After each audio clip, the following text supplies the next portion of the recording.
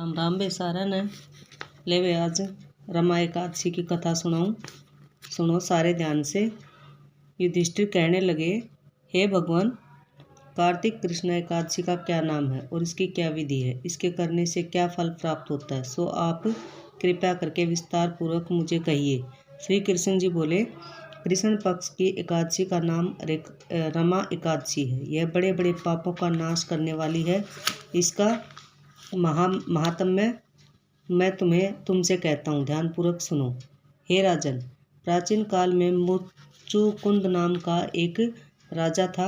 उसकी इंद्र के साथ मित्रता थी और साथ ही यम, कुबेर, वरुण और विभीषण के साथ भी मित्रता थी। वह राजा बड़ा धर्मात्मा, विष्णु भक्त और न्याय के साथ राज करता था। उस राजा के एक कन्या थी जिसका नाम चंद्रभागा था। वह उस कन्या का विवाह चंद्रसेन के पुत्र शोभन के साथ हुआ था। एक समय वह शोभन ससुर के घर आया। उन्हीं दिनों जल्दी ही पुण्यदायिनी रमा एकादशी भी आने वाली थी। जब व्रत का दिन समीप आ गया तो चंद्रभागा को अत्यंत सोच उत्पन्न हुआ कि मेरे पति बहुत दुर्बल हैं और मेरे पिता की आज्ञा अति कठोर है। दशमी को राजा ने ढोल बजवाकर सारे राज्य में यह घोषणा करवा दी कि एकादशी को भोजन नहीं करना चाहिए। ढोल की घोषणा सुनते ही शोभन को अत्यंत चिंता हुई और अपनी पत्नी से कहा, हे प्रिय, अब क्या करना चाहिए? मैं तो किसी भी प्रकार की भूख सहन नहीं कर सकूंगा। ऐसा उपाय बतलाओ कि जिससे मेरे प्राण बच सकें, अन्यथा मेरे प्राण अवश्य चले जाएंगे। चंद्रभागा कहने लगी कि स्वामी, मेरे पिता के राज्य में एकादशी के दिन कोई भी भोजन नहीं करता। हाथी, घोड़ा, ऊंट, बिल्ली, गऊ आदि भी तृपण, अन्न, जल आदि ग्रहण नहीं कर सकते। फिर मनुष्य का तो कहना ही क्या है। यदि आप भोजन करना चाहते हैं तो किसी दूसरे स्थान पर चले जाइए, क्योंकि यदि आप यहाँ रहना चाहते हैं तो अवश्य व्रत करना पड़ेगा। ऐसा सुनकर शोभन कहने लगा, हे प्रिय, मैं अवश्य व्रत करूँगा। जो भाग में होगा वह देखा जाएगा। ऐसा विचार कर उसने व्रत रख लिया और वह भूख व प्यास से अत्यंत पीड़ित होने लगा। जब सूर्य नारायण अस्त हो गए और रात्रि को जागरण का समय आया, जो वैष्णवों को अत्यंत हर्ष देने वाला था, परंतु शोभन को अत्यंत दुखदायी हुआ। प्रातःकाल होते ही शोभन के प्राण निकल गए। तब राजा ने सुगंधित काष्ठ से उसका दाह संस्कार कराया, परंतु चंद्रभागा ने अपने पिता की आज्ञा से अपने शरीर को दग्ध नहीं किया। शोभन की अंत्येष्टि क्रिया करने के बाद वो अपने पिता के घर में ही रहने लगी। रमा एकादशी के प्रभाव से शोभन को मंद्राचल पर्वत पर धन धान्य से युक्त तथा शत्रुओं से रहित एक सुंदर देवपुर प्राप्त हुआ।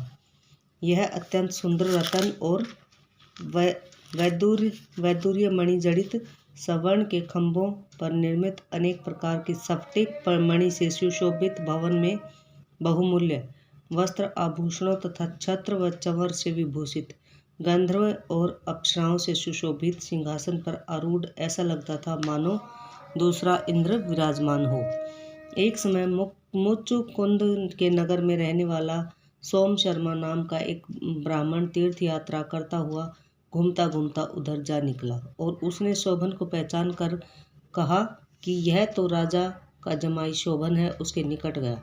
शोभन भी उसको पहचान कर अपने आसन से उठकर उसके पास आया और प्रणाम आदि करके कुशल प्रश्न किया।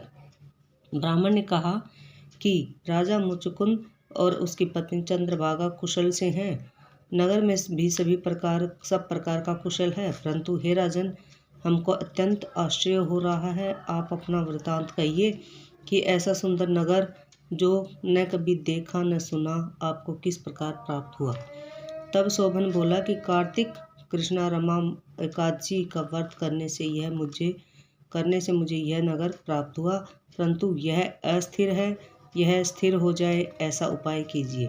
ब्राह्मण कहने लगा, हे राजन, यह स्थिर क्यों नहीं है और कैसे स्थिर हो सकता है, यह आप बताइए, फिर मैं अवश्य में वह उपाय करूँगा। मेरी इस बात को आप मिथ्या न समझिए।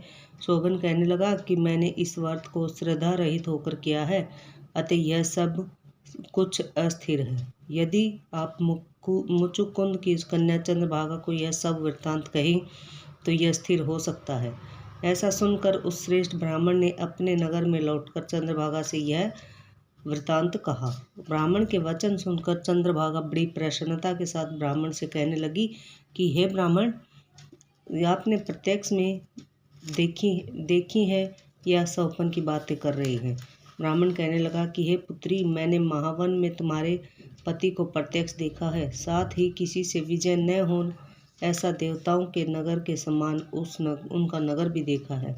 उन्होंने यह भी कहा कि यह स्थिर नहीं है, जिस प्रकार वह स्थिर रह सके सो उपाय करना चाहिए।